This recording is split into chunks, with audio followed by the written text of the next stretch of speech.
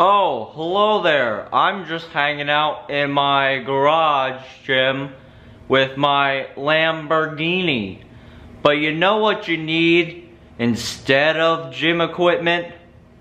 Knowledge. Knowledge of good equipment. And that's just what I'll do. Hey guys, this video I'm kind of making a quick little vlog because I want to make a point, and I also want to kind of show you my gym and, you know, the place that I basically started from. And yeah, it's my little basement gym. So I'm gonna give you guys a little tour and pretty much show you that you don't need the fanciest equipment to get results. So let's go deep. 'Cause I'm a fucking mess sometimes, but still I could always be whatever you wanted, but not what you needed, especially when you've been needing me. 'Cause I'm a fucking mess sometimes. So from far away it doesn't really look like much, but yeah, this is like my home away from home. So I'm just gonna kind of run through a lot of the stuff that I have, like right here. This power rack. Prior to buying this, which is kind of a cheap one, but you know, when you're on a budget and you're trying to get fit, you really don't have to spend a lot of money to, you know, do what you gotta do, which is pump some iron, lift weights, or just buy a pair of Olympic rings. You could do a lot of kick-ass shit with that. But prior to having this power rack here, I used to have, I think actually here's the original poster. The wider. That's like a Sears brand, like fitness equipment, and it was like a tripod bench. So it had the two arms in the back, the one leg in the front, and it was like a basic bench. You know, you go to the gym, you see them all the time, but working out by myself a lot down here, it necessarily wasn't good. So that's why I bought power rack. You got the safety pins. And I actually like this one because it's got my cheap kind of setup. No, it's just like a basic kind of cable pulley. It's not the smoothest. So, like, you go to a normal gym, you have cable pulleys that, they're just a lot smoother with motion. This has a little more resistance, but that's cool with me. So, this is my pride and joy right here. Let's see if we can get that in the camera. Fucking James Bond. From Russia with Love is probably one of my favorite movies, and come on, you gotta have that poster down here.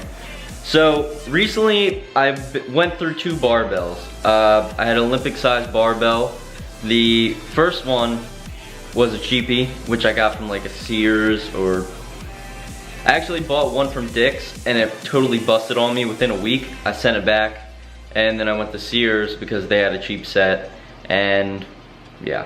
Amazon Prime had a deal apparently when you get a bar like that, and it was like $100, and it was a pretty good deal, I thought, until I used it once and that shit happens.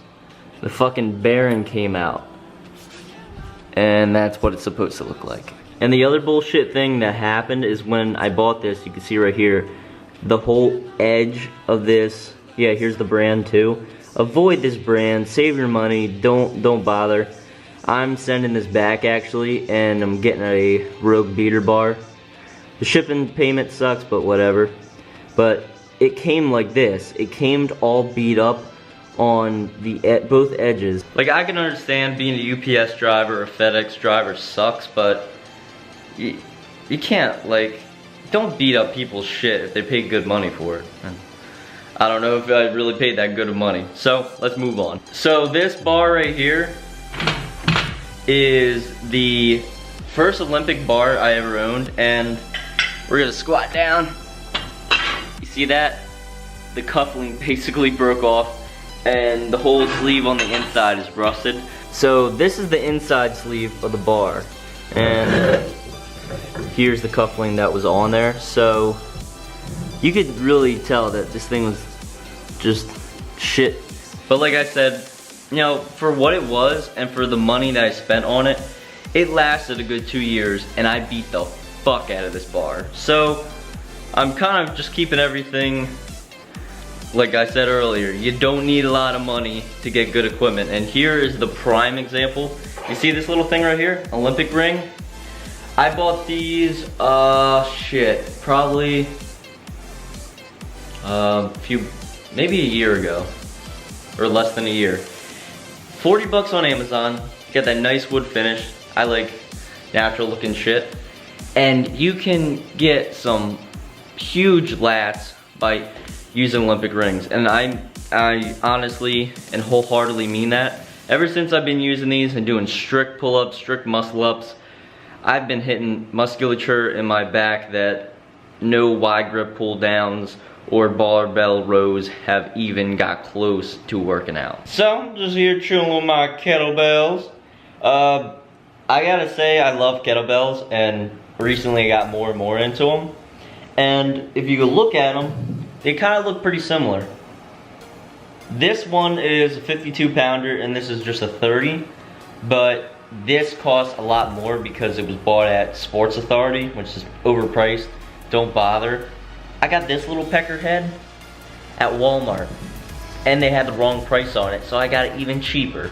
I'm not saying, like, be honest if it has the wrong price. Maybe you should tell someone, but I didn't know it's after purchasing it. So, you know, when you're pinching for pennies, you gotta do what you gotta do. So, this little bugger here, it's pretty much a preacher curl bench or seat, whatever you want to call it, and it looks kind of fucked up because it's all apart, and I put my little mat here.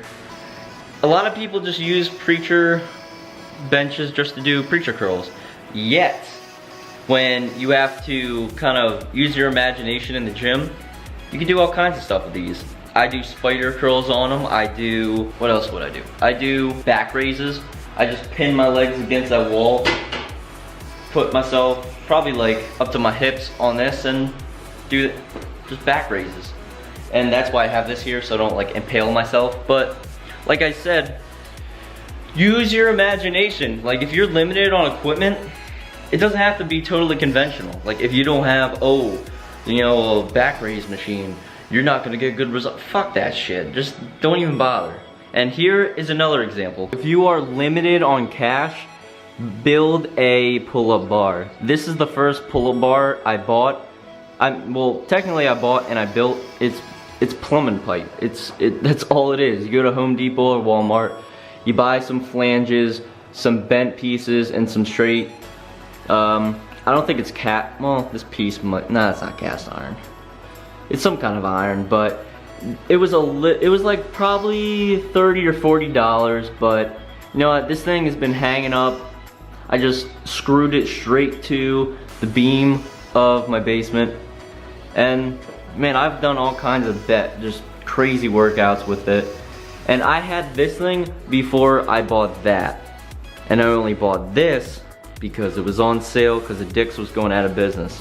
And if you guys want like a quick tip too to save some money on equipment, go on Craigslist or just look on the interweb for gyms that are closing up. There's a lot of people that start gyms.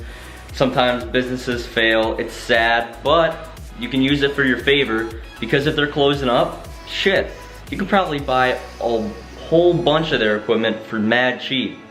And even Dick's Sporting Goods or Sports Authority, I had a Sports Authority out by me, and you know, they were closing up. Sadly, I couldn't buy any equipment because they were sold out and I was too late. But I bet it all went really cheap. So check out for stores closing. Now for the Plyo box. Here's another piece of equipment I built myself. And little rule of thumb, Plyo boxes like this are very easy to build. Like anybody can do them. You just need screws, like a drill, power drill, battery drill. I don't know what kind of word to use for it. You know what I'm talking about. But one thing to do, because if you look closely at this fucking thing, it ain't cut right. Don't let the assholes at Home Depot cut the wood for your Plyo box. They're not gonna cut it even. They don't give a shit about what you're building. They just want to cut it and get back to doing nothing. Because, sorry, employees at Home Depot suck, at least out my way. So, do it yourself. Make sure the wood's not warped. But, like, this thing doesn't really look that impressive, but honestly, you don't need anything spectacular. Plyo boxes, they're overpriced. Like, it's a wooden box that you jump on, you can do step ups, but all together I think it might have cost me maybe 50 bucks or 40 bucks or 60 bucks to make. I forget how much the wood costs. I already had screws, so if you add all that together, it might be like around there, but hey, you go to Rogue and you're spending probably more than that, probably double. So just build it yourself, be like a Bob the Builder. Build your equipment. It's not that hard. And right here we got some battle ropes. Honestly, I would highly recommend, if you want to get into battle ropes, buy a good pair, because I made the mistake of trying to save some money. I bought this pair off of Amazon, and within the first day I tried them, they frayed.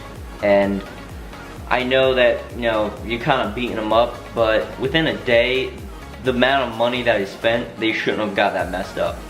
So if you're gonna buy battle ropes, my next pair I'm probably gonna get from Onnit, because they're the only other company besides maybe Rogue, but it depends on price and shipping. Like, here are some examples. Let me see if I could zoom in nice and close on this. You can see like kind of small areas where it frayed. Some areas worse than others. Like right here you can see it's just like it's starting to get all messed up. Another thing too is order a pair that you know aren't gonna be too heavy. It's sometimes the ego gets in the way. Same thing with kettlebells and steel maces. You buy something too heavy because you think you're gonna be like a badass, and sometimes you can't use them. This weird thing, it looks like a kind of a curtain or a drape. It's actually a trapeze yoga, or yoga sling as people call them. I love this thing for a lot of decompression, a lot of like, I haven't really done a whole lot of yoga poses with it, because I know there's specific poses you can do with these type of things, but for spinal decompression. So maces and clubs, I got these from Onnit. I think they're like the only company right now that makes them. And they're fun to play around with. Like, honestly, here's another ego thing. I bought a 25-pounder. It's good for like power and strength, but if you're trying to do any kind of endurance or circuits, you cannot do it with that thing unless you're a superstar and you're used to messing with it. But I want to get the form down, so I'm gonna buy a 10-pounder soon. Yet, they're not that expensive. I think a 10-pound mace is maybe like over 50 bucks. Don't hold me to it. I know this little 7-pounder right here was 40 or so, and I bought it for mobility and to basically, you know, teach clients proper movement patterns and stuff like that.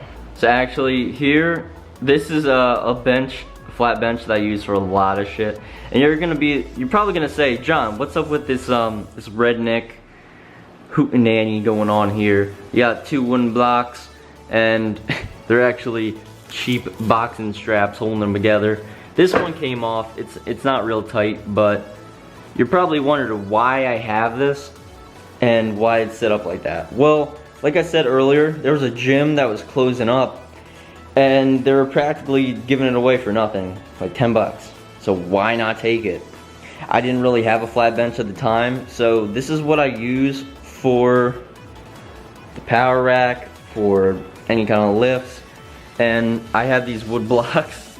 This is really, it's kind of funny in a way, because I don't think many people know this. I slide the blocks down, and it makes an incline bench.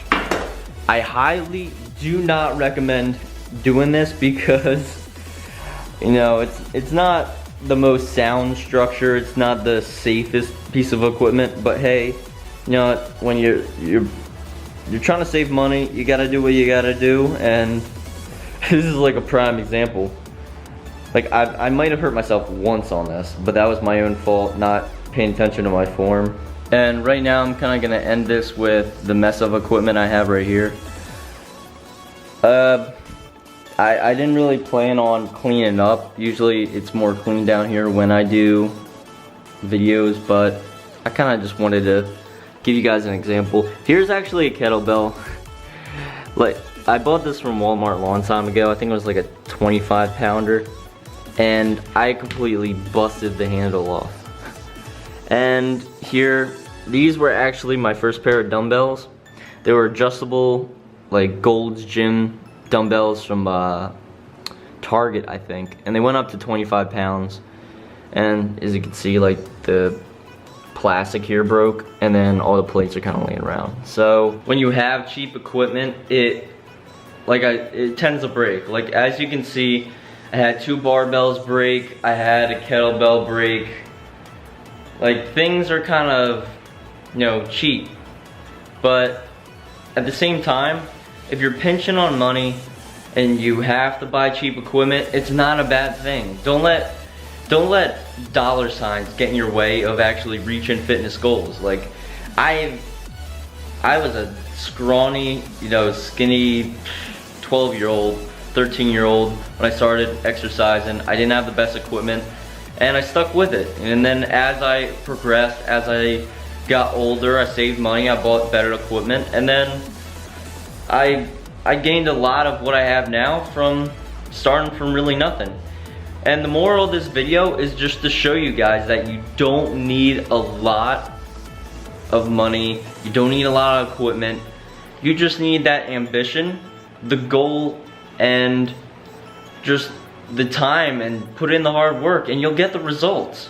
You don't need any fancy shit. You don't need to go to some fucking gym with the highest tech stuff. Yeah, it might benefit you, but in the end, the only way you're gonna get good results is by using the only piece of equipment that matters, and that's yourself.